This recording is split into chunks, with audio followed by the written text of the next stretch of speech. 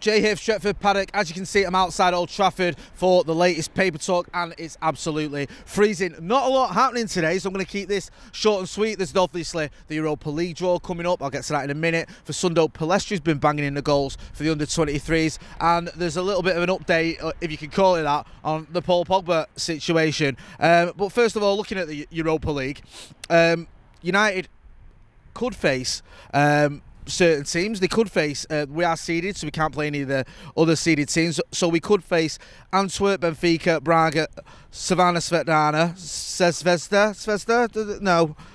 Dynamo Kiev, and some other equally exciting teams like Olympiacos, Real Sociedad, Slavia Prague, Young Boys or Salzburg. Not the most glamorous of opponents there, no disrespect to those teams. Not quite the Barcelonas, Real Madrids of this world, is it? But this is what happens when you're in the Europa League. So that's coming up later on today. You may well already happened even by the time you've watched this. Want to keep it out. Now, one story that was a little bit more interesting than that, doing the rounds over the weekend, was United target Leon Bailey. Now, this is the Jamaican lad. He's 23-year-old. He plays for Bayer Leverkusen, and he scored an absolute wonder goal against Hoffenheim, and he's been banging in the goals this season in the Europa, and he's also started banging him in the Bundesliga as well, and he's seen as some people's alternative to Jadon Sancho. He's got an absolute dig on him, as we saw at the weekend. If you get a chance, have a look at his shot. He just curls it in on his left foot. It's a short corner, curls it in from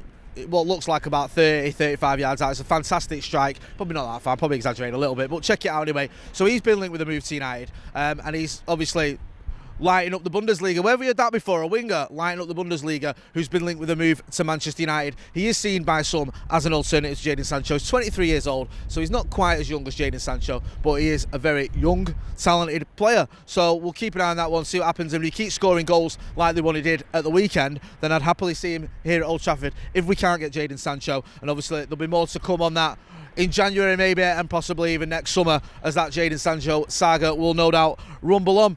I mentioned Paul Pogba earlier. The only update there, I think McCullough had this yesterday in his Gazetta as well. Pogba did an Instagram post. I'm sure you've seen it. He sort of said he's up for fight for the team. Bruno Fernandes, I think, responded to it with a bit of a fist bump. So usual stuff on social media there, players sort of saying that, they're up for the fight. We know what's going on with Paul Pogba, we know what his agent said. I don't need to go into that too much. It looks like, for the time being, we're sort of moving on and just getting on with it. I know Ollie's moving on. It looks like Paul Pogba is moving on, not physically moving on to another club, but moving on with it, and his teammates are backing him as well. Now, I mentioned Paulo Dybala. Now, he's been linked with United for the past couple of seasons. Now, obviously, he's at Juventus. He's a striker, but he can play a little bit deeper than that. Had a decent season last season. I think he got 11 goals in Serie A. Has struggled this season. He's not always got in a team, and he hasn't scored until this weekend. He scored against, well, not in the league anyway, against Genoa. And Pirlo's come out, his manager, and sort of backed him and said, that he's praised him. And also, Dybala's given an update because he was linked with a move, and he's not. His contract runs out. I think it's in. I think he's got another couple of years or something left on his contract. So, in fact, I can get this up for you. And there was talk of him moving on, and he said so many things that aren't true have been said about the contract. My agent was in Turin for a long time and was never called up. It then goes on to say, I love Juventus. I've always said that I want to stay at Juventus.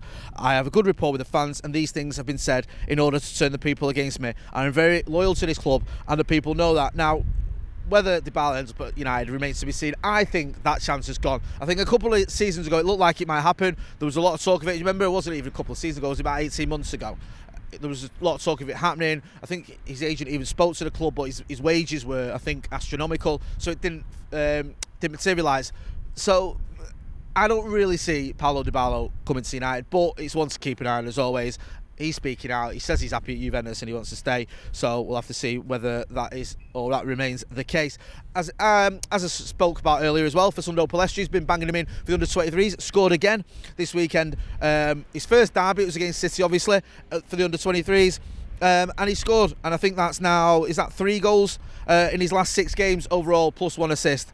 So he's doing really well. And there's talk of him maybe getting a chance in the first team, maybe coming in for I think it's the FA Cup game against Watford, is it? Or maybe even the quarter-final in the League Cup against Everton. So we'll keep you posted, or you don't need to keep posted. I'm sure you'll find out if Asundo Palestine gets a chance at for the Manchester United first team. But he's been doing really well for the under-23s, and I know it's a different kettle of fish for the under-23s to the first team. You know, just because you're banging in the goals for that side doesn't mean you're going to come into the first team and do well. But he's obviously a young player we've brought in, and it's good to see him settling in. So hopefully he'll get a chance. Talking of which, we'll have David Pritt on the channel later, giving us an update on the academy review. He'll be talking about Palestra and all the other youngsters as well that have been featuring for United's academy and under-23 sides as well. And just finally to wrap up, David De Gea has been speaking as well. He spoke about the Premier League being very open. It's literally what he said. I think this year the Premier League is very open. Now, some people have said that, you know, maybe he's talking about titles. So, what's he said about United and a title? Is that even a possibility? He said many teams are fighting for the title, so we have to dream. We have to believe that we can win the Premier League this year and go for it. It is a very strange season, to be honest. There's many teams there fighting for the top place, so I think we need to be very focused every game and try to win the Premier League.